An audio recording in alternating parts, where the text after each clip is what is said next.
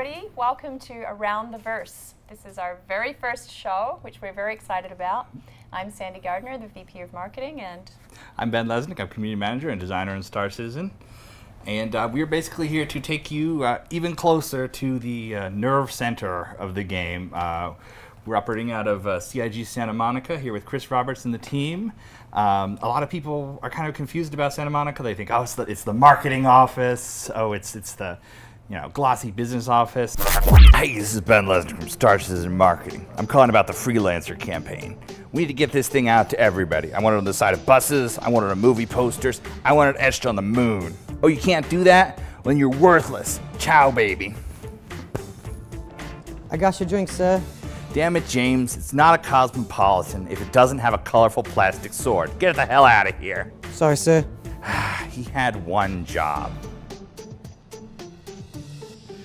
But seriously, folks, when we said we were moving the show to Los Angeles, we heard that it was going to be this Hollywood affair, shallow, not involved with the game. And what we want to show you is that that's as far from the truth as possible. Here in Santa Monica, we have a hardworking team of artists, designers, programmers.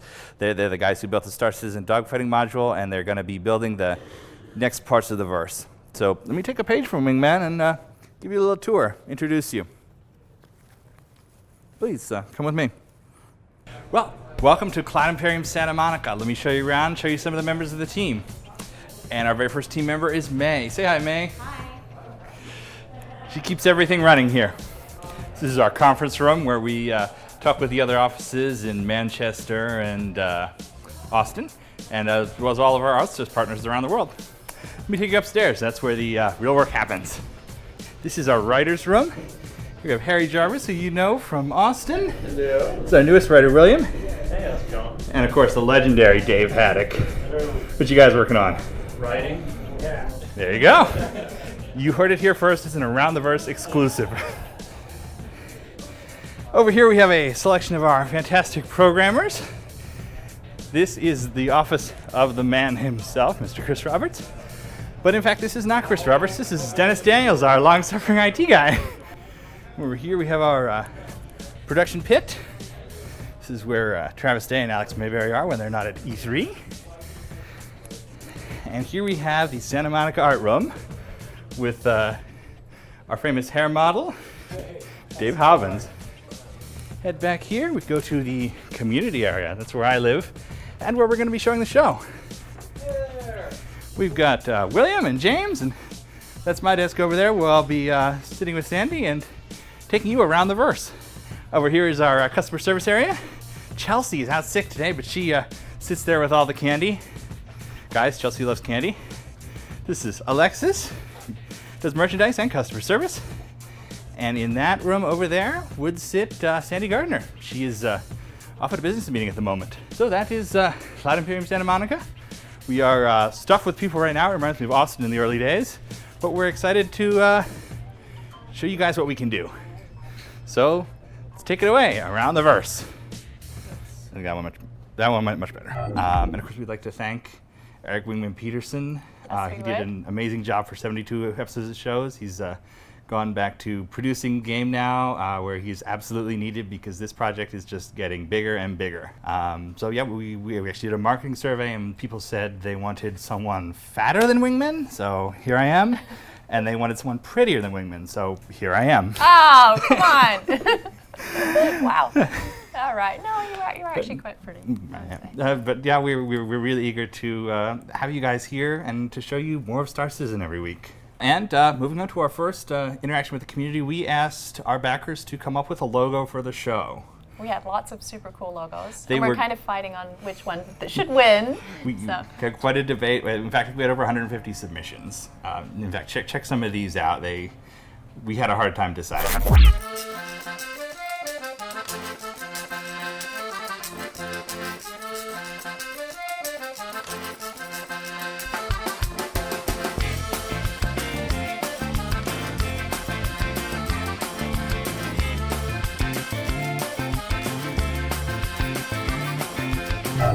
In fact, we couldn't decide. We had to narrow it down to 3 people.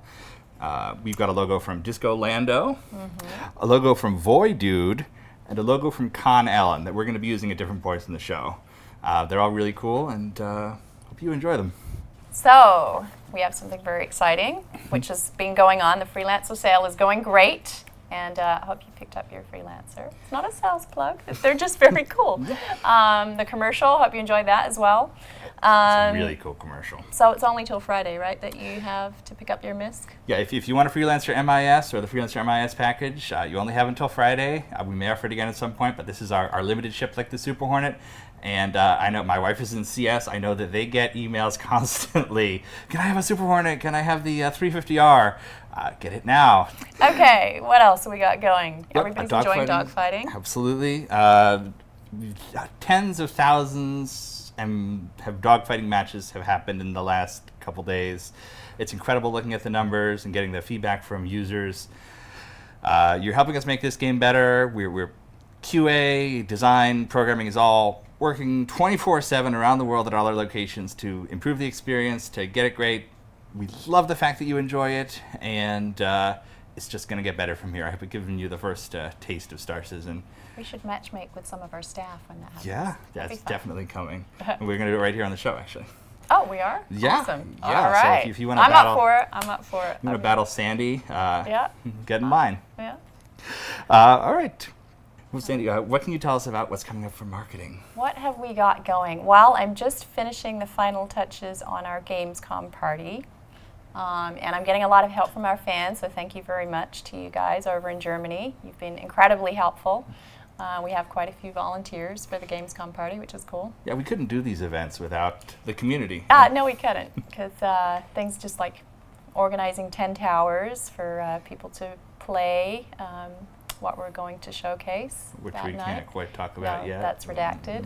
Mm-hmm. But the party is going to be Friday, August 15th. So most people voted for that. Yeah, Yep. yeah. Then It's you going to be a had- good time. Yeah. Last year was just incredible. Venue holds a couple of thousand people, so it's not the same place as last year. It's a bigger place than last year. Cool. That's the first I've heard of that. That's good news because we packed it in last year. Yeah, and I am locking down the Australia event. Looking at a very cool venue for that. Just have to check that we get enough bandwidth. So no bandwidth, no party. so I said, oh, well, we need, at least 10 megabytes up. And they're like, what? Yeah. I can't even do my Australian accent so bad. But you are actually Australian. Yeah, right? I am. It's true. What else have we got? T-shirts should almost be ready. We have two styles of Arena Commander T-shirt. What else have we got going? Alexis has quite a bit of flair that she's working on. And Alexis and I are working together on a lot of the merchandise. Well, that is a great segue to the first of our new segments. We'd like to turn it over to fan favorites Chelsea and Alexis with our best damn customer support team ever. They're going to answer some of your questions and tell you what's coming up for subscribers. Chelsea, Allie, take it away.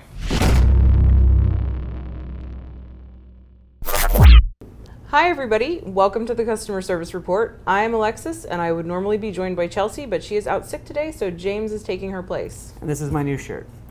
The biggest issue we're having in CS right now is people confused about the cross-chassis upgrade system. How it works currently is that you can only upgrade to ships that are already within the DFM, and as new ships are added, then you can upgrade from there. So CS can't help you get your constellation yet. And I have an update about your exciting new hanger flare for subscribers this month. It is going to be the Freelancer MIS model. You'll get a special stand for it, and you'll even get a very cool box that the model came in. So look for that in your hangers this week. Thanks very much, ladies. Very cool. And we're returning some favorite segments from Women's Hangar also. So here is William Lewis with My Old Job, MVP.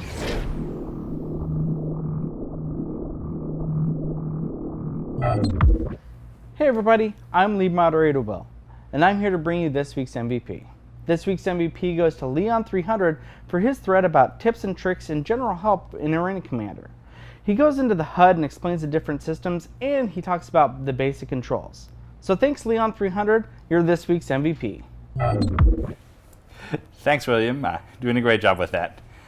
We are now here with Travis Day, our dogfighting producer for Arena Commander. Hi, Travis. Hello, guys. How are you today? I'm doing just great. I'm well rested now. Well, Much better. You were the very first guest on Around the Verse, so welcome. I feel honored. And I think everybody out there is very happy with the job you've been doing. Well, I hope so. The community feedback so far at least seems pretty positive, and it is good to get the criticisms on the things that we need to improve on, because that's the whole plan with the rollout of the patches. How do you feel having it out there in the world? It feels good. It's kind of starting to feel like a woman who was like 10 months pregnant or something. I just wanted to get it out of me. Just get out there. A lot of us felt that way at this point. Thank you for sharing. Yes, you know. So here's an actual woman, and we Who's Yeah. actually been, okay. yeah, it's like being pregnant. Okay. So let's switch gears. Tell us a little about yourself. How did you get into the game industry? Probably because I guess I wasn't more clever to come up with something else. Like, all my parents are in the games business, and I divorced, so there's 4 of them. And I feel like I just kind of took the path of least resistance in what I knew best. Because I always think to myself I could have been an astronaut or a doctor or like a Navy SEAL, and instead I just ended up doing the same thing that my parents did. What did your parents do in the game industry? So my dad actually worked at Electronic Arts before he had his own company. So No, a publisher. I know, right? He actually was at one point Chris's producer for Wing Commander, 3, 4, and then did 5. My mom had her own company, did Humongous Entertainment and Cave Dog Interactive. My stepdad was Ron. Ron did like Monkey Island, Maniac Mansion, and Total Annihilation with Chris Taylor. And then my stepmom was, once again, drumroll, evil publisher, director of marketing for Electronic Arts. Well, we've got our director of marketing here. Pedigree. Yeah, no, it's actually, Good it's for funny. you. That's how I learned my vowels growing up. So it's A-E-I-O-U, and I could never remember that, so I always did a different way, which was E-A-I-O-U, because they paid for everything in my life, because everybody in my family worked for them at one point. You're funny. Well, I have some questions from the fans. All right. Yeah? Veratus would like to know, is there a release schedule for the playable ships in Arena Commander? Yes, there is. It is something that we want to try and get every single-seater ship out first. The multi-crew ships are going to be a little bit more complex on the back end of the technology, because we have to separate the physical grids so that you can actually walk around in your ship. Because right now, if you were to get out of your seat, your ship would just kill you with the physics momentum. So single-seater ships are all on the agenda first, then all their variants, and then multi-crew ships. That's kind of the rough outline of how we're going to proceed. All right. Damage Inc. would like to know, what is the average time it takes for a build cycle, as in fix bug, compile, test, and document, repeat? I think that would be a good thing to answer, considering how many people were like incredibly distraught on Tuesday night. As we were sitting there on chat roll, we have the final build building and deploying, and everybody's getting really impatient. So it was probably, to answer that question, the best way to put it is the bugs, I can't tell you how long it'll take to fix, because every bug's different. Yeah, that's one thing I think a lot of people don't understand. I see a list of 30 bugs, and we have them overnight, and then there'll be one bug that we'll have for 2 weeks. Yeah, exactly. No, that's a very fair point. I mean, some of them, the hardest ones, especially when you move to release, you don't have any of the debug info because you're running in release mode, and so some of these bugs can take forever to track down. But to answer the original question, really it's however long the bugs take to fix. Once we think that we have them all, and that's the important thing, is think we have them all fixed, they get peer reviewed. So if it's an engineer, another engineer will go read his code and make sure it all looks right, he's not going to break anything else. They check in, the build process kicks off, and our build process builds 3 different builds. So it builds the release build that you'll get as consumer, it builds the profile build that we use generally to test around here, and then it also builds the debug build. And then the servers in all those same modes, and a Linux version of the servers in all those same modes. So there's, anytime we kick off a build, it's like 9 to 10 different builds that actually build, along with all the assets, and that process takes about 3 hours. And then to deploy them out, if we're going to publicly release it to the CDN, is about another 2 hours, depending on how much bandwidth we're getting that day and how well the CDN's receiving it. Then from there, and this is the last step, I promise, I know. Then from there, because it's a content delivery network, we upload to one central node, and that's one server, and then they're set up to basically propagate that data out to all their global network of servers so that everybody in different locations around the world can download from a local server at a good speed. And that process takes about a half hour as well. All right, so that sounded like 3.5 hours average time. Yeah, and it took me almost as long to answer the question as it would actually take to deploy the build. It's rough. How different do you think is Star Citizen compared to other projects regarding production and project management? Is it special compared to your previous work? Yes. No. Why don't you tell us? No, I mean it is. It really, really, truly, it is because you know, usually when you work on a game, you have basically two teams. You have the team of the publisher and you have the team of the developer, and both of those are usually centrally located within themselves. And here on Arena Commander, we had 7 different studios, and then 8 if you include the art outsourcing as well, working on the game at any one time. So the communication and coordination of all those people across 8 different time zones is just crazy. Aaron, actually, Chris's brother, had a really good system because we were kind of looking at it going, oh my God, these time zones are going to kill us. And he was really supporting the idea of using the time zones to our advantage. And so what we ended up doing is basically having development on Arena Commander 24 hours a day by doing handoff emails from each studio that says, hey, okay, here's the issues of the day, here's where we got, here's where we didn't finish, can you look at these? And passing them all around the world in a leapfrog fashion. Unfortunately, there's a big gap at the back end of that between LA and UK, so that generally had me here till about midnight or 2 in the morning so I could meet with them and do the handoff. Now, to give us a little bit of context, why don't you tell us what you've worked on in the past? Oh, in the past, I've worked on such classic hits as WALL-E and Up and SpongeBob Truth or Square. All right. I guess for the flight sim fans out there, I worked on a little known fact. So DCS A10 simulator is actually entirely made by it's entirely made by Black Shark. But before that, we were doing that game for DARPA and the Department of Defense as they were upgrading the A10 to the A10C with the multifunction displays. So I actually worked on that game, as it was a military simulator to be used for training. And then I left that company and went to work for Activision, and about 6 months after I started working at Activision, I saw that they had released the simulator we had made as a final commercial product. It was a good way for them to double dip on that. Other than that, I worked on Deadpool, Amazing Spider-Man 2, did PR for Transformer War for Fall of Cybertron, and 007 Legends. So The EA, Activision, you're really hitting on all. yeah. I mean, We've No, beaten it it was- out of you, though. Yeah, no, seriously. Actually, I am, I guess, a reformed, a reformed worker for the evil empire. I mean, the reality is, like, working there, I definitely did not fit in, and it was such a breath of fresh air to come here. oh no, you don't because- fit in here either. Damn it! There's no home for me. Carpa Kalem, what's the toughest bug you've had to deal with in the game thus far? So, toughest is probably a good question for a programmer. I can tell you, for me, the most recurring issue, which makes it the most frustrating, is problems with the eyes. Like, I don't know why, but the character's eye in every single build gets completely completely messed up. Let's keep it PG.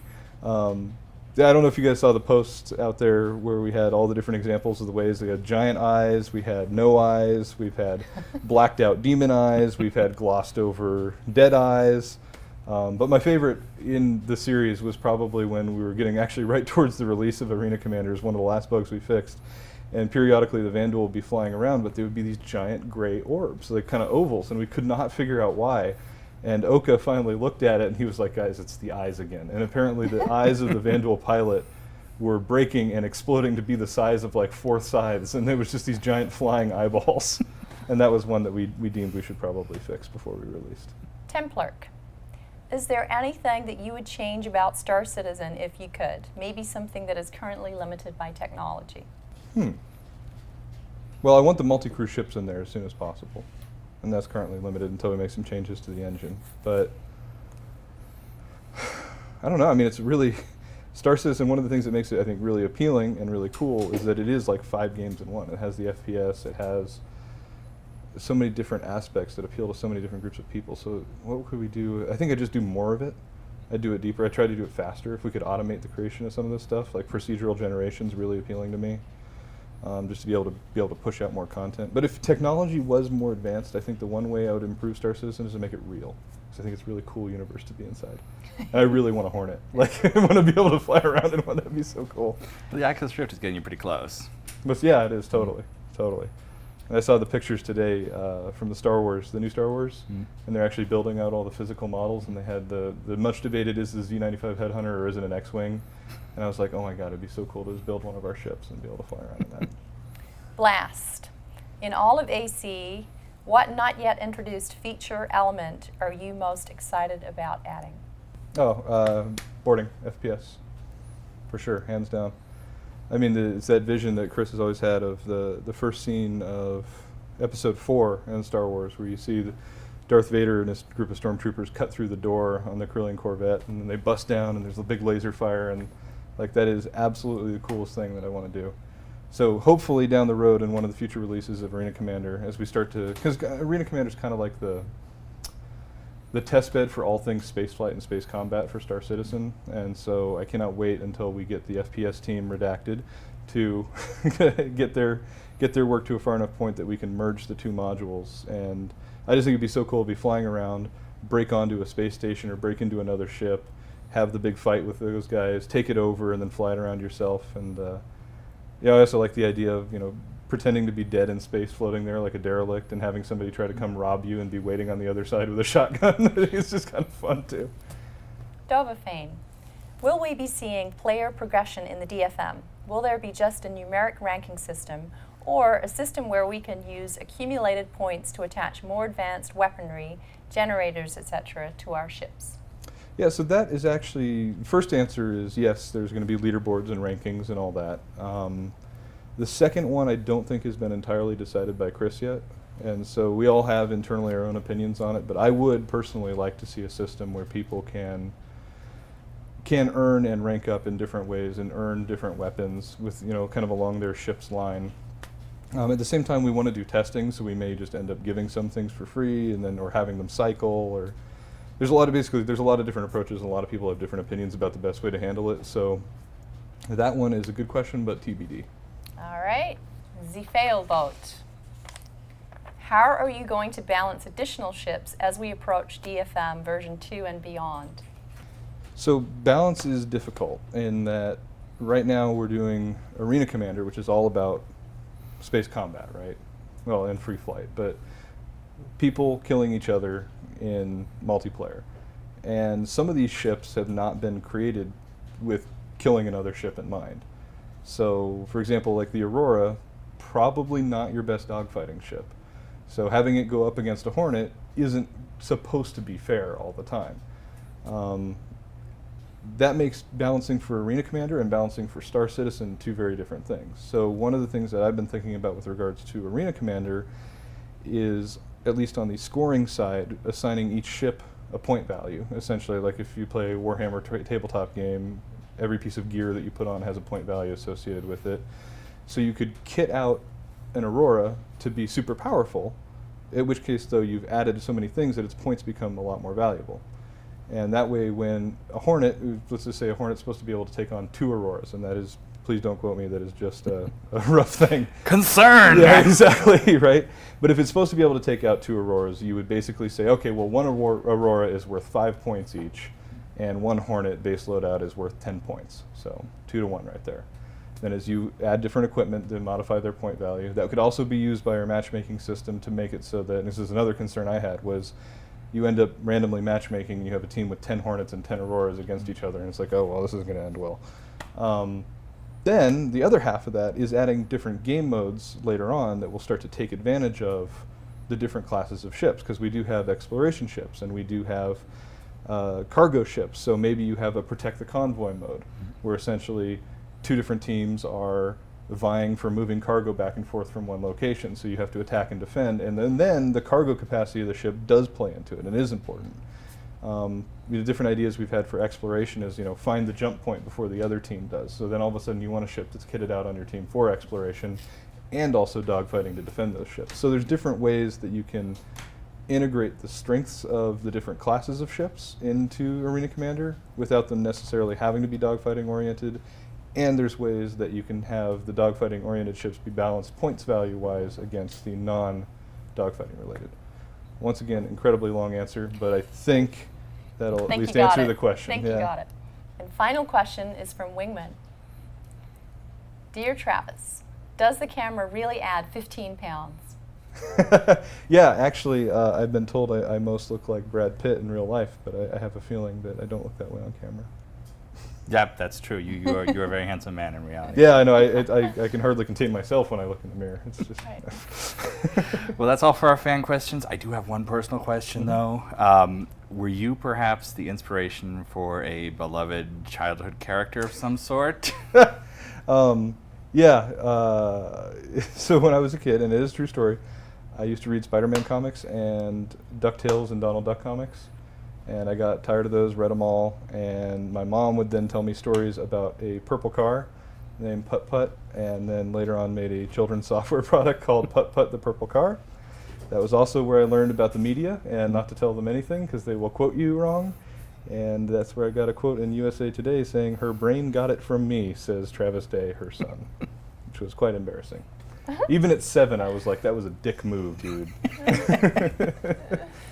Well, thank you very much for coming to talk to us and for Arena Commander. I mean, you've made a community a lot happier than it was 2 weeks ago. Well, good. And I will say, this has been hands down the most fun game project to work on, absolutely. And one of the most fun things about it is being able to interact with the community and get their feedback, positive, negative, nice, rude, doesn't matter.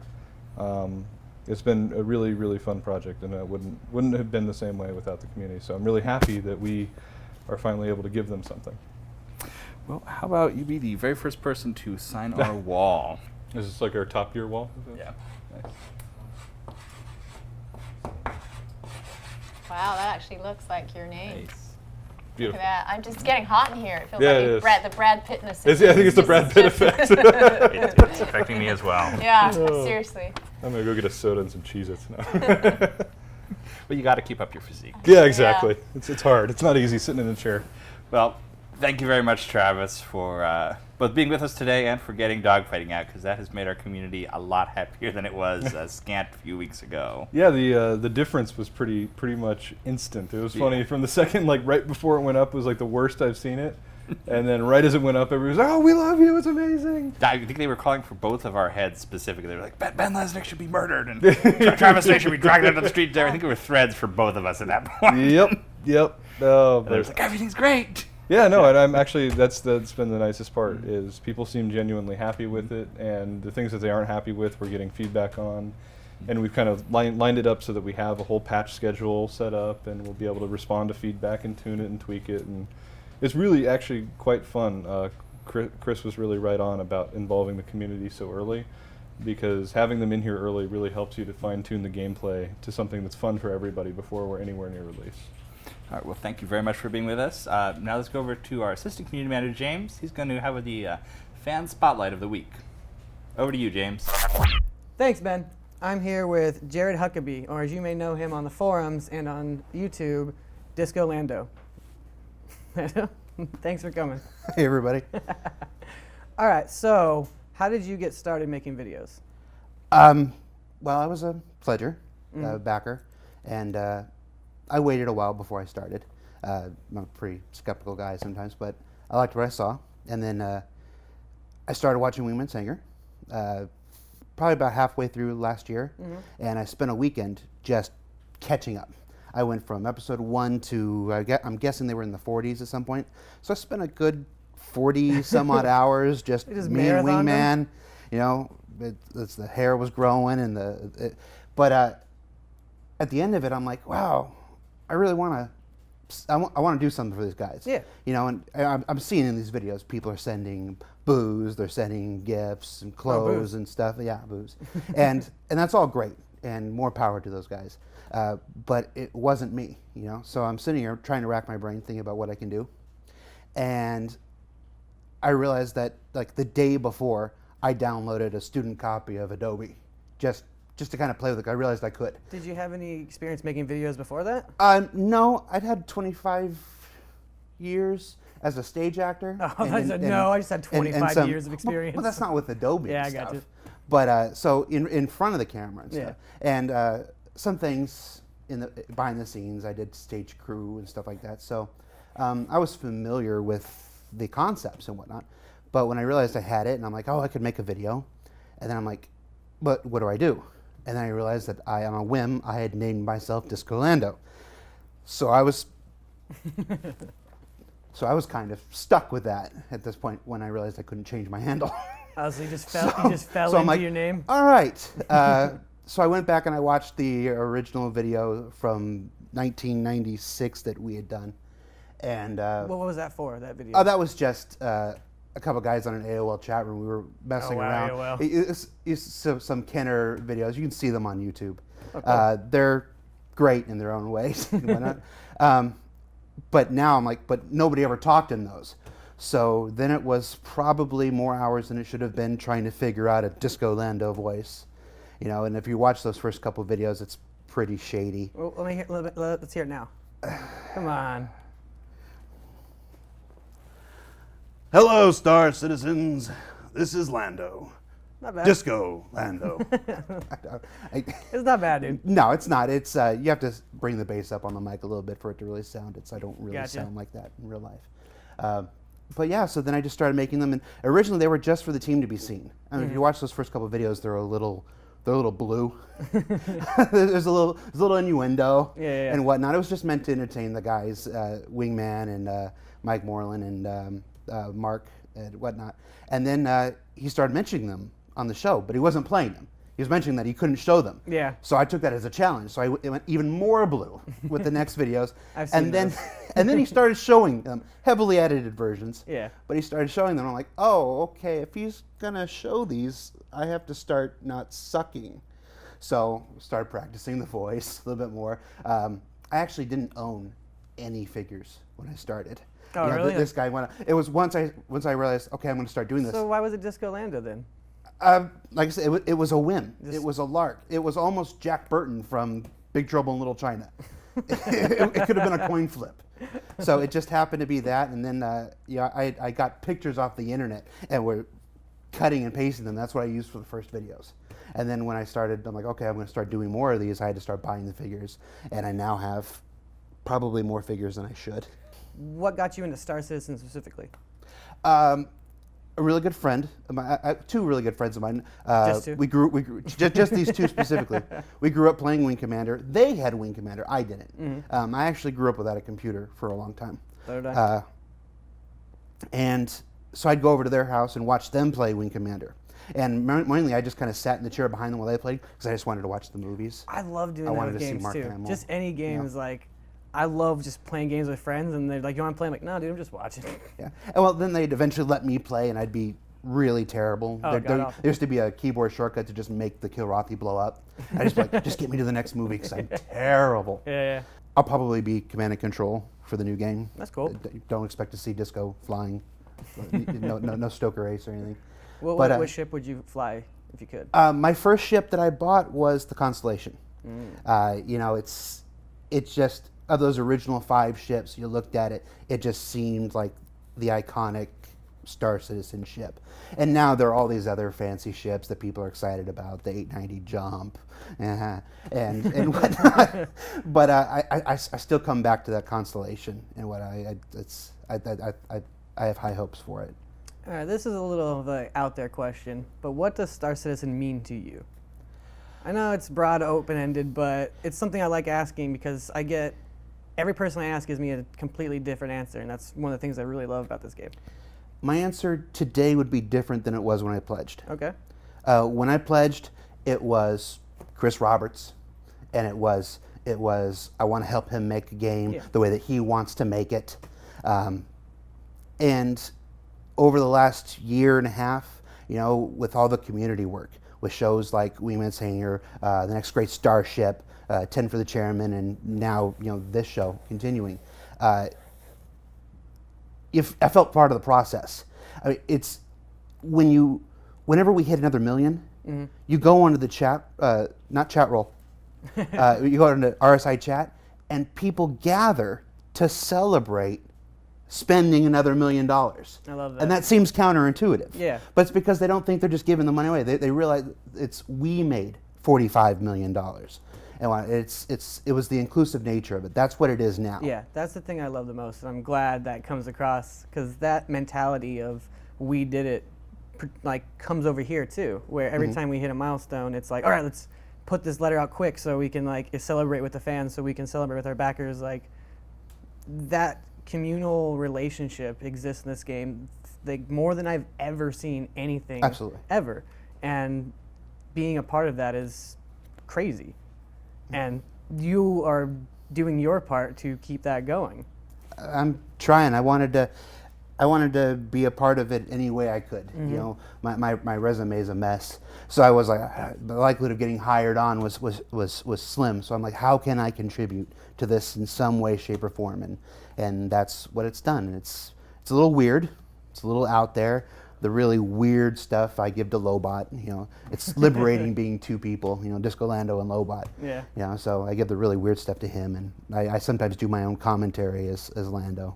Like I did the Why I Pledged video after the Arena Commander reveal, because I wanted to remind people, you know, that why we were doing this.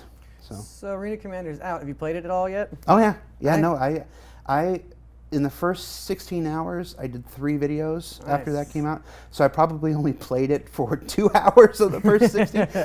Got in, got the footage that I was looking to get, and then was building the videos. Doing some things I'd never done before, just editing wise, production wise. But no, it's fantastic. I'm lucky enough that I own all the 3 ships that are available now. So I really enjoy the visibility on the Aurora. I mean, I understand it's not as tough or as beefy as the other ships, but there is something about sitting in that cockpit and having that field of view, even below you. I love that, and that's one of the things I'm excited about with the Constellation too. I think my favorite ship to fly actually is a 300i, but Aurora is pretty nice too. Yeah, RSI. So, what's next for Disco Lando's videos? I've started a new series, or I'm starting a new series. It's sitting in an inbox somewhere here, hopefully. It's an educational series for folks who aren't familiar with Star Citizen. Okay. Like if you just heard about Star Citizen today.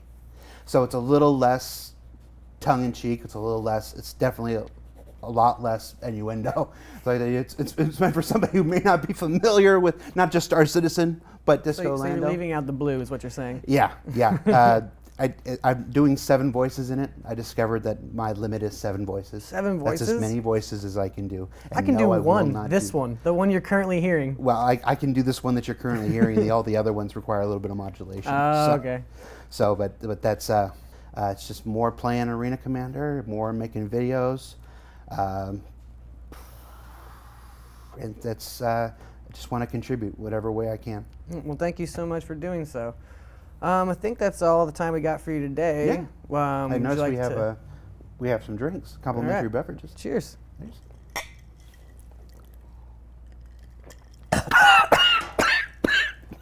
Back to you, Ben. Thanks, James. That's really cool. We really love our fans.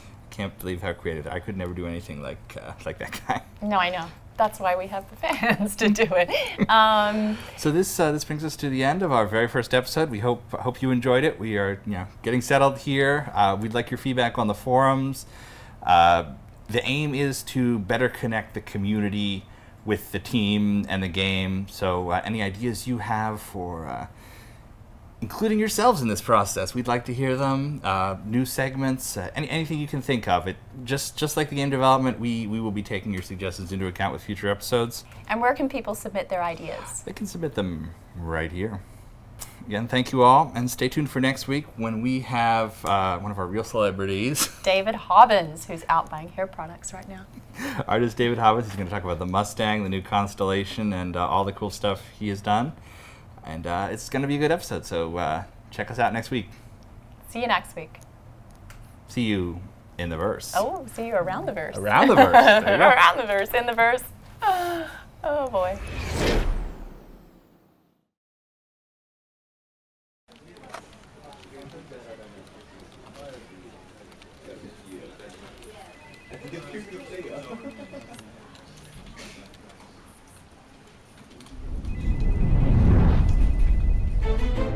Captain, the forums, hurry! Not again. Man the keyboard, helmsman. Here we go.